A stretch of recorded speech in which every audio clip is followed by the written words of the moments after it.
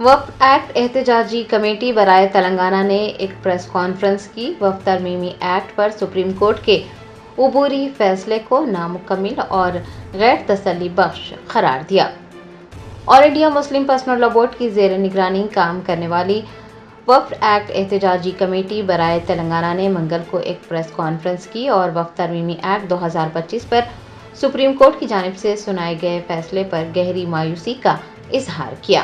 حیدرآباد میں منعقد press conference میں All India Muslim Personal Law Board کے ارکان doctor Mateen Qadri, doctor Mohammed Mushtaq Ali, professor Qudsia Sultana اور جلیسہ سلطانہ کے علاوہ سینئر قائدین بشمول کنوینر مفتی عمر عابدین، مولانا شفیق عالم خان، مولانا قیاس احمد رشادی و دیگر نے حصہ لیا۔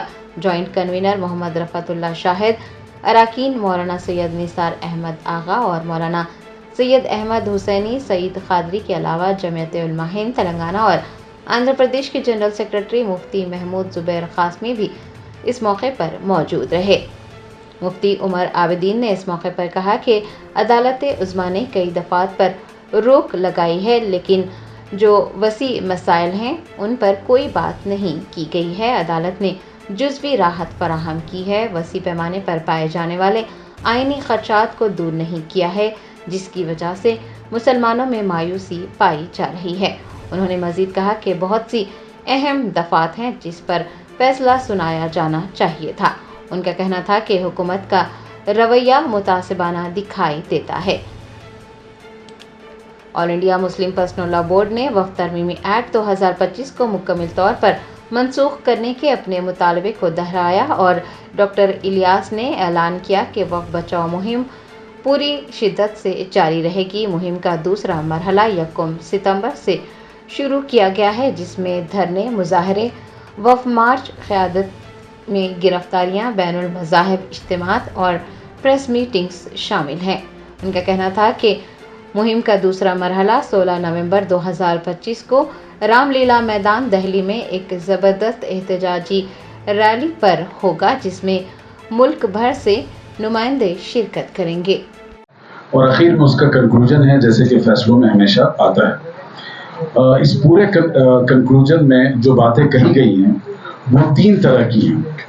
سب سے پہلا ایشو یہ ہے کہ بعض چیزوں پر سپریم کورٹ نے ہمیں راحت دی ہے۔ مثال کے طور پر کلکٹر کو جو اختیارات دیے گئے تھے وقف ایکٹ 2025 میں، ان اختیارات کو اس پر روک لگائی گئی ہے۔ یہ قابل تعریف بات ہے۔ وقف جائیداد کو وقف ہی کنسیڈر کیا جائے گا، ایسا نہیں ہوگا کہ اسے نکال کر حکومت کے دائرے اختیار میں دے دیا جائے۔ یہ اچھی بات ہے۔ اور دوسرے فیصلے میں جو دوسرا حصہ ہے وہ ہے جس کے بارے میں ہمیں کلیئرٹی کی ضرورت ہے کورٹ کی طرف سے کہ آپ اس میں کیا منشا رکھتے ہیں، آپ کا کیا انٹینشن ہے۔ اس کے بارے میں کورٹ نے کوئی خاص وضاحت نہیں کی ہے۔ مثال کے طور پر آپ اس کنکلوژن کو دیکھیں تو یہ بات کہی گئی ہے کہ وہ مسلمان جو 5 سال سے پریکٹس کر رہا ہو وہی وقف کر سکتا ہے۔ لوگ یہ سمجھ رہے ہیں کہ اس پروویژن کو ختم کر دیا گیا، لیکن ایسا نہیں ہے۔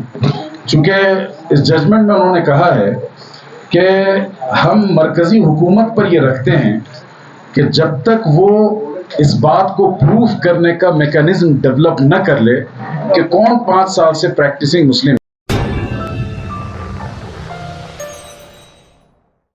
جرمنٹن super speciality hospital national award winner doctor Mir Jawad Zar Khan, German trained senior orthopaedic surgeon and director, ماہر ڈاکٹرز ڈاکٹر واصف اعظم اور doctor Bharavi Chanduri, senior cardiologist اور دیگر ڈاکٹرز نمایاں خدمات انجام دے رہے ہیں۔ Robotic surgery, advance cath lab, MRI، operation theatre, ICU، 2D ultrasound جیسی سہولیات سے آراستہ کارپوریٹ لیول ہاسپٹل، واجبی فیس میں ہر مرض سے شفا یابی کے لیے جرمنٹن سپر اسپیشلٹی ہاسپٹل، عطاپور۔